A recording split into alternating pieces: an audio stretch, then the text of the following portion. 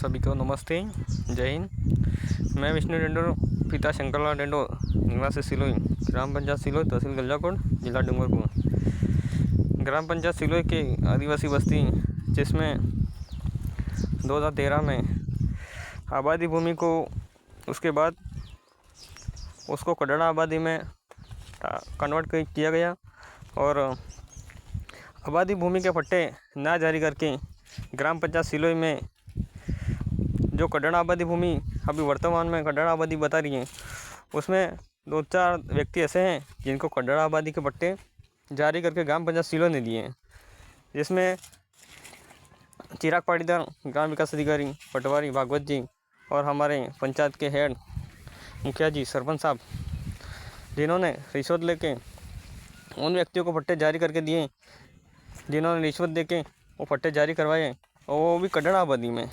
मैं फ़िलहाल 1 महीने से मेरे खुद के पट्टे के लिए 1 महीने से उनके पीछे दौड़ रहा हूँ, और मैंने पटवारी रिपोर्ट के लिए भागवत जी को भी कहा, और अभी वर्तमान पटवारी साहब हैं गौरव जी, उनको भी मैंने कहा कि मेरे को पट्टे की ज़रूरत है, मेरे को पटवारी रिपोर्ट करके दो, तो मेरे को ग्राम पंचायत सिलोई में जमा करवानी और मेरे को पट्टे की ज़रूरत है। तो उन्होंने साफ मना कर दिया, हम कड्डड़ा आबादी की रिपोर्ट नहीं देते और कड्डड़ा आबादी का पट्टा बनता ही नहीं है।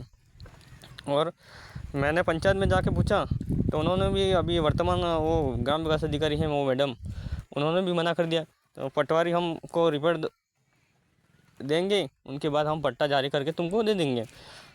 वास्तव में कड्डड़ा आबादी के पट्टे जारी नहीं होते, उसके बावजूद भी 2 कर्मचारी हैं और हमारे गाँव के मुखिया सरपंच जी, जिन्होंने रिश्वत लेके उन पट्टों को जारी किया जो वास्तव में कड्डड़ा आबादी भूमि है, और तहसील में साथ में जाके उनकी रजिस्ट्री करवाई, और उन व्यक्तियों ने आज पर्सनल लोन, घर पे लोन ले रखा है, और मैं फ़िलहाल 1 महीने से उनके पीछे घूम रहा। मेरे को तो मना कर रहे हैं, वो पट्टे तुमको नहीं जारी करके देंगे, फ़िलहाल उनको क्यों जारी करके दिए।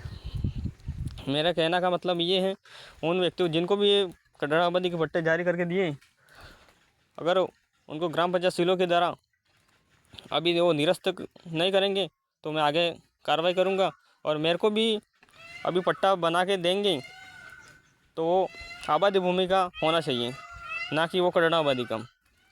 अगर ऐसा 2-3 दिन में नहीं होता है तो मैं आगे कार्रवाई करूंगा। मैंने ऑनलाइन कार्रवाई भी कर दी है, मैं आगे भी कार्रवाई जारी रखूंगा, और उन जिनको भी पट्टा दिया है तो उनको निरस्त वापस करना चाहिए। नहीं करेंगे तो मैं आगे भी कार्रवाई करूंगा। और जो कर्मचारी हैं जिन्होंने पट्टा जारी करके अभी ट्रांसफ़र करवा दिया है, मगर वो ट्रांसफ़र करा के जाएंगे कहाँ। वैसे कड्डड़ा आबादी के पट्टे जारी करके वो रिश्वत लेके तुरंत ऐसा कारनामा करके वो ट्रांसफ़र करवा देते हैं, ट्रांसफ़र करवा के दूसरी जगह चले जाते हैं।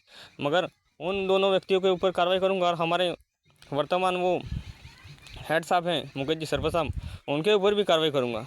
मेरे को फ़िलहाल 1 महीने से वो मेरे को मना कर रहे हैं, तुम पटवारी के पास जाना मत, मैं पटवारी रिपोर्ट ले आता हूँ।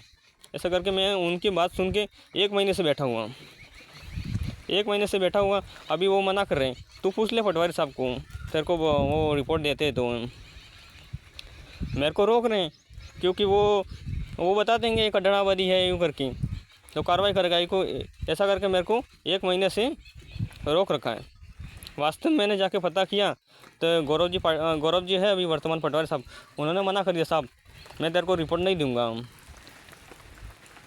तो मेरा कहना का मतलब ये, ग्राम पंचायत सिलोई में ऐसा भ्रष्टाचार होता रहता है, और वास्तव में कड्डड़ा आबादी के पट्टे जारी नहीं होते, वो जारी करके नहीं देना चाहिए, मगर उन्होंने रिश्वत लेके वो पट्टे जारी किए। वास्तव में पट्टा तुमको जारी करना है तो आबादी भूमि है जहाँ पर वास्तव में जिन लोगों की ज़रूरत है पट्टे की, उनको तुम जारी करके दोगे। तुम रिश्वत के चक्कर में सबको पट्टा जारी करके देते हो। मैं भी रिश्वत देता आपको, मेरे को तो मना कर रहा आप, क्योंकि तुम्हारा पट्टा नहीं जारी करके देंगे यूँ। मेरा कहना का मतलब ये, अभी 2-3 दिन में कार्रवाई नहीं हुई, पट्टे निरस्त नहीं हुए, तो मैं आगे कार्रवाई करूँगा, और उसके जिम्मेदार वो हमारे गांव के मुखिया सरपंच साहब रहेंगे, और 2 कर्मचारियों को तो मैं घर पे ही बिठा दूँगा, वो तो पक्की बात है।